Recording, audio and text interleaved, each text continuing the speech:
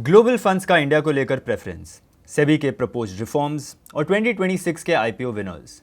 ये तीन स्टोरीज में एक इंटरेस्टिंग कॉमन थ्रेड है। इंडिया की मार्केट्स को ग्लोबल इन्वेस्टर्स किस नज़रिए से देख रहे हैं और इंडियन मार्केट्स उनके लिए कितना अट्रैक्टिव बन रहा है। पहली स्टोरी में देखेंगे कि इंडिया इंडोनेशिया को रिप्लेस करके एशिया का लीस्ट प्रिफर्ड स्टॉक मार्केट क्यों बन गया है। थोड़ा सरप्राइजिंग है, स्पेशली जब इंडियन कंपनीज की अर्निंग्स इंप्रूव हो रही है और फॉरेन इन्वेस्टर्स के इंडियन इक्विटीज में वापस आने के साइंस भी मिल रहे हैं। तो फिर ग्लोबल फंड मैनेजर्स इंडिया से कॉशियस क्यों हैं? और इसी इन्वेस्टर सेंटिमेंट से जुड़ी हमारी सेकेंड स्टोरी है। सेबी एक ऐसा मार्केट ओवरऑल कंसिडर कर रहा है जो फॉरेन इन्वेस्टर्स के लिए इंडियन मार्केट्स को मोर एक्सेसिबल, फ्लेक्सिबल और एफिशिएंट बना सकता है। लेकिन क्या better market access actually foreign capitals को इंडिया की तरफ वापस खींच पाएगा? और फाइनली इन्वेस्टर इंटरेस्ट का एक प्रूफ प्राइमरी मार्केट में मिला है। 2026 में आईपीओ मार्केट ने कुछ सीरियसली इंप्रेसिव विनर्स दिए हैं और यहां बात सिर्फ लिस्टिंग गेन्स की नहीं है। हम देखेंगे तीन ऐसे स्टॉक्स जिन्होंने अपने आईपीओ इशू प्राइस से 100% से भी ज्यादा रिटर्न्स दिया है और ये रैली कितनी सस्टेनेबल हो सकती है। हाय एवरीवन, मैं हूं Nishant. Welcome back to markets today, जहां हम ऐसी स्टोरीज का इन डेप्थ एनालिसिस करते हैं जो आपके पोर्टफोलियो को इंपैक्ट करती है। तो अगर आपको ऐसे वीडियोस रेलेवेंट लगते हैं तो इस चैनल को सब्सक्राइब करें एंड लेट्स बिगिन।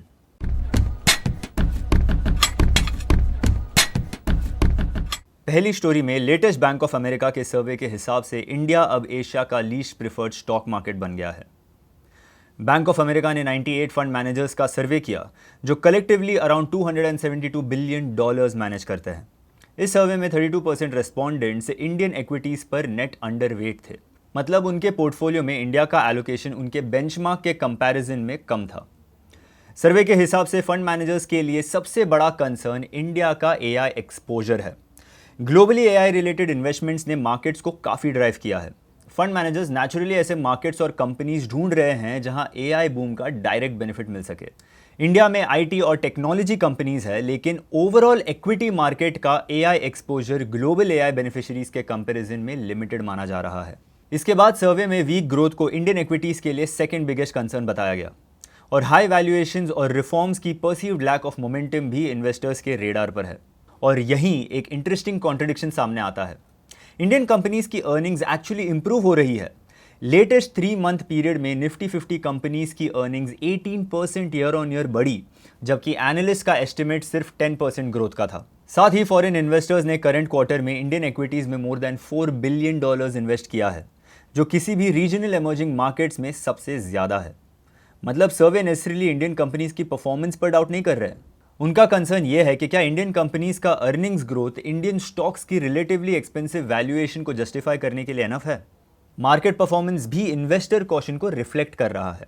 निफ्टी 50 अपने मार्च के रीसेंट लो से अराउंड 8% रिकवर कर चुका है, लेकिन फिर भी year to date around 8% down है। इस वजह से इंडिया मेजर एशियन मार्केट्स में इस साल सेकेंड वर्स्ट परफॉर्मर है। इसके ऊपर एनर्जी प्राइसेस एक और अनसर्टेनिटी क्रिएट कर रहे हैं।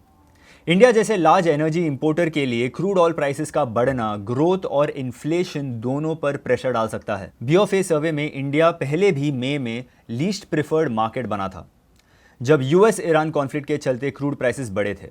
अब कॉन्फ्लिक्ट का क्लियर रेजोल्यूशन नहीं होने की वजह से एनर्जी प्राइसेस दोबारा इन्वेस्टर सेंटिमेंट को अफेक्ट कर रहे हैं।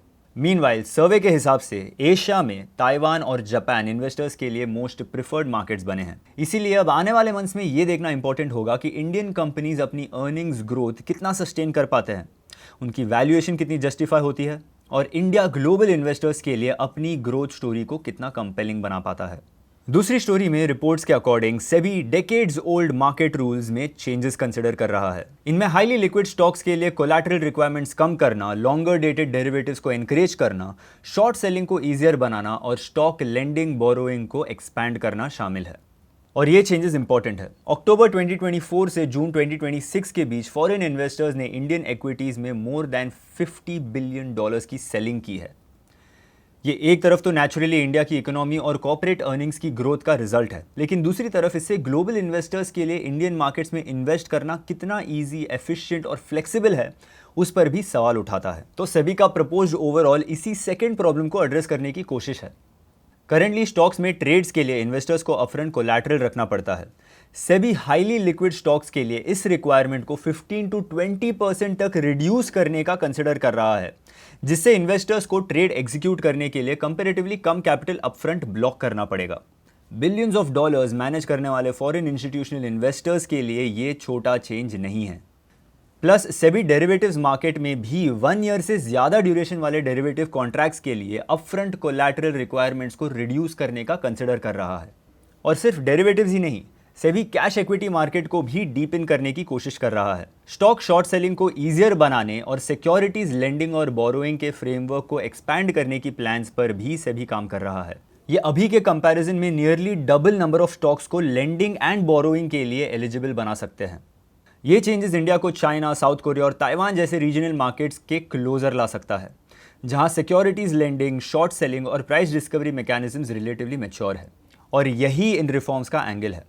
अगर इंडियन मार्केट में ग्लोबल इन्वेस्टर्स के लिए फ्रिक्शन कम होता है तो इंडिया की ग्लोबल इंडेक्स एक्सेसिबिलिटी इंप्रूव हो सकती है। लेकिन यहाँ एक कैच है, मार्केट रूल्स चेंज करना पेपर पर इजी लगता है, ग्राउंड पर इंप्लीमेंटेशन काफ़ी मैसी हो सकता है।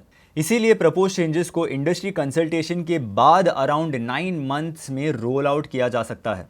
बट क्या ये रिफॉर्म्स इंडिया में फॉरेन मनी की फ्लड ले आएंगे? मार्केट एक्सेसिबिलिटी इंप्रूव करना एक इंपॉर्टेंट पीस है, लेकिन ग्लोबल इन्वेस्टर्स के इंडिया एलोकेशन डिसीजंस सिर्फ ट्रेडिंग इंफ्रास्ट्रक्चर पर डिपेंड नहीं करते। ग्रोथ, वैल्यूएशन और ब्रॉडर मार्केट कंडीशंस भी मैटर करते हैं। लेकिन सेबी एक इंटरेस्टिंग डायरेक्शन में मूव कर रहा है, जिससे इंडिया एक ग्लोबली कॉम्पिटिटिव फाइनेंशियल मार्केट बन सकता है। अब देखना यह है कि ये रिफॉर्म्स कितनी इफेक्टिवली इंप्लीमेंट होते हैं। तीसरी स्टोरी में 2026 में अब तक 44 main board company stock market पर लिस्ट हो चुकी है और इन्होंने collectively around 67,186 crore rupees raise किया है। इन 44 आईपीओज में से 34 स्टॉक्स अभी अपने इशू प्राइस से ऊपर ट्रेड कर रहे हैं, जबकि सिर्फ 10 बिलो इशू प्राइस है। और ओवरऑल आईपीओ इशू प्राइजेस से एवरेज रिटर्न्स अराउंड 28.4% रहा है। लेकिन इनमें से 3 ऐसे कंपनीज हैं जिन्होंने अपने आईपीओ इशू प्राइस से 100% प्लस रिटर्न्स दिए हैं। इसमें सबसे बड़ा विनर है ओमनीटेक इंजीनियरिंग। कंपनी 5 मार्च 2026 को लिस्ट हुई थी। इशू प्राइस ₹227 था और अब स्टॉक ₹574 के अराउंड ट्रेड कर रहा है, यानी आईपीओ प्राइस से 152% का गेन। सेकेंड है सेडेमैक मेकाट्रॉनिक्स। इसका आईपीओ इशू प्राइस ₹1352 था और स्टॉक अब ₹3261 के अराउंड ट्रेड कर रहा है, जो कि 141% रिटर्न है। और थर्ड है शैडोफैक्स टेक्नोलॉजीज, जो 28 जनवरी को लिस्ट हुआ था। इशू प्राइस ₹124 और करंट प्राइस ₹258, यानी almost exactly double with a 108% return. लेकिन क्या ये मल्टी बैगर रिटर्न्स अब भी सस्टेनेबल है, या मार्केट ऑलरेडी इन स्टॉक्स की फ्यूचर ग्रोथ को प्राइस में इंक्लूड कर चुका है? एक्सपर्ट्स के अकॉर्डिंग इन स्टॉक्स में गेन्स तभी सस्टेन हो सकते हैं जब अर्निंग्स भी प्राइस के साथ ग्रो करे। पॉजिटिव पार्ट ये है कि ओमनीटेक, सेडेमैक्स और शैडोफैक्स ने स्ट्रॉन्ग ग्रोथ मोमेंटम दिखाया है, जो इस वैल्यूएशन को सपोर्ट करता है। इसीलिए रैली को सिर्फ लिक्विडिटी या इन्वेस्टर एक्साइटमेंट से एक्सप्लेन नहीं किया जा सकता। लेकिन अब आगे फ्यूचर ग्रोथ लार्जली वैल्यूएशन में फैक्टर इन हो गया है और अब एग्जीक्यूशन ही इन कंपनीज के लिए रियल टेस्ट होगी। और जहां आईपीओ स्टोरीज की बात हो रही है, प्राइमरी मार्केट में अगला वेव ऑलरेडी लाइंड अप है।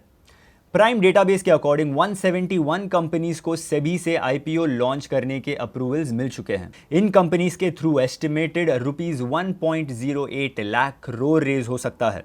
पाइपलाइन में Hero FinCorp, Zepto, Indira IVF hospital और इनक्रेड होल्डिंग्स जैसे कंपनीज है। इसके अलावा 71 कंपनीज ने सेबी के पास ड्राफ्ट पेपर्स फाइल किए हैं, जिससे और ₹1.92 लाख करोड़ रेज हो सकते हैं। इस लिस्ट में Jio platforms, National Stock Exchange of India, PhonePe और मुथूट फिनकॉर्प जैसे मार्की नेम्स हैं। तो 2026 के आईपीओ लार्जली सक्सेसफुल रहे और आगे भी क्लियरली प्राइमरी मार्केट में सप्लाई आने वाली है। लेकिन इन्वेस्टर्स कितना अग्रेसिवली नए आईपीओस को सब्सक्राइब करेंगे, ये देखना इंटरेस्टिंग होगा। अगर आपको ये वीडियो अच्छी लगी हो तो ऐसे ही वीडियोस आगे देखने के लिए subscribe to this channel. I will see you in the next video. Investment in securities market are subject to market risks. Read all the related documents carefully before investing.